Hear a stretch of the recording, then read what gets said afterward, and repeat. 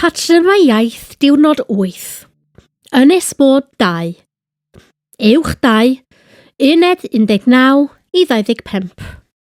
Day 8 Language Patterns. Os, a. Conditional connectives. The word os is a connective that introduces a condition. A fi am dro fory os bydd y tywydd yn braf. I'll go for a walk tomorrow if the weather's fine. Os oes hufen chocolate ar ôl, mi gai hwnna I bwdin. If there's chocolate ice cream left, I'll have that for pudding. Os ydw i'n cofio'n iawn fod I asgellwr y Scarlets. If I remember correctly, he's the winger for the Scarlets. There is no mutation after os. For example, os gwelwch chi'n dda. In an indirect question, you must think of the English word whether, not if, and so you must use a instead of os.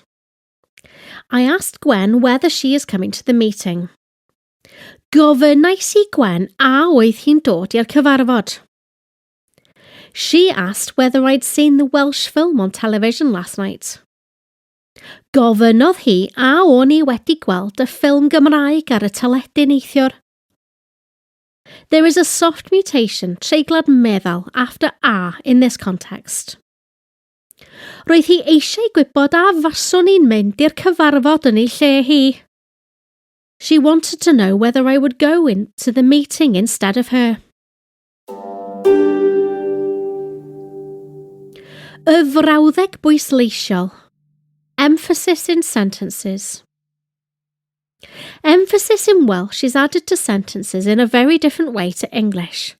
It's all about word order. Consider the following sentence. Roedd y capel yn ganolbwynt pob pentref. The chapel was the centre of every village. No emphasis. To add emphasis that it was the chapel, not something else, that was the centre point of every village, you would say, y capel oedd canolbwynt pob pentref. The centre of every village was the chapel. To ask a question with an emphasis, you would say, ai'r capel oedd canolbwynt pob pentref? Was the chapel the centre point of every village? To turn the sentence negative and still have emphasis, you would say, nid y capel oedd canolbwynt pob pentref. The chapel wasn't the centre point of every village.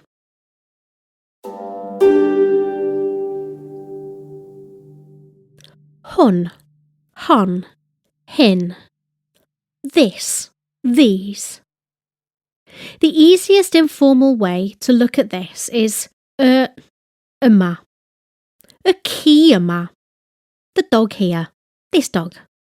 Y cŵn yma. The dogs here. These dogs. Yna. Y ci yna. The dog there. That dog. Y cŵn yna. The dogs there. Those dogs. There is a much more eloquent way of conveying this information, but you need to know whether the thing you are talking about is masculine or feminine. Hwn, this, masculine. Hon, this, feminine. Yr rhain, these, plural. If the thing you are talking about is abstract, for example, not a physical thing you use, hyn, this, hynny, these. If you are specifically naming something, you use the following. Y ci hwn. Y gath hon. Y ci hwnnw. Y gath honno. Y cŵn hyn. Y cathod hyn. Y cŵn hynny. Y cathod hynny. If you are not specifically naming something, you use the following. hwn, hon, y rhain. Hwnnw, y honno, y rheina. Y cwn hyn, y cathod hyn, y rheini.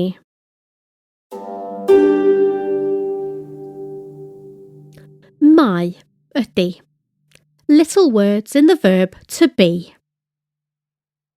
Incorrect use of mae and ydy is a frequent mistake, and the rules have been taught in pieces throughout different courses. Here is a more complete overview. You use mae with sit, lle, and pryd in every tense. Sut mae Sian? Lle mae'r cyfarfod yfory? Lle mae'r tîm yn ymarfer heno? Pryd mae'r cyfarfod? Also, we use mae with pam. Pam mae'r drws ar agor? Pam mae hyn yn broblem? You will hear lots of people say pam fod, but grammatically, pam mae is more correct. Beth, pwy, and faint are more complex. If a definite noun, enw pendant, or pronoun, rhagenw, follows pwy, beth, and faint, then we use ydy. Beth ydy hwn? Gliniadur ydy o. Pwy ydy hi? Elinor ydy hi. Beth ydy prif ddinas yr Alban? Caeredin ydy prif ddinas yr Alban. Pwy ydy ei hoff gantores? Elin Fflyr ydy ei hoff gantores. Faint ydy'r tocyn? 5 pence dy'r tocyn. But if it's the third person in the present tense, amser presennol, or the perfect tense, amser perffaith, then we use mae. Be mae o'n i wneud? Mae o'n anfon e-byst. Pwy mae hi'n ffonio? Mae hi'n ffonio i rhieni. Be mae o wedi brynu? Mae o wedi prynu car newydd. Be mae o'n hoffi i wylio ar y teledu? Mae o'n hoffi gwylio Strictly. Faint mae tocyn yn ei gostio? Mae'n costio 5 pence. It's also important when using mae in a question that you begin with the preposition arddodiad. Am faint o'r gloch mae newyddion ar S4C? Am faint o'r gloch mae'r dosbarth yn dechrau? I bwy mae John yn gweithio? O ble mae Tom Jones yn dod ymreiddiol?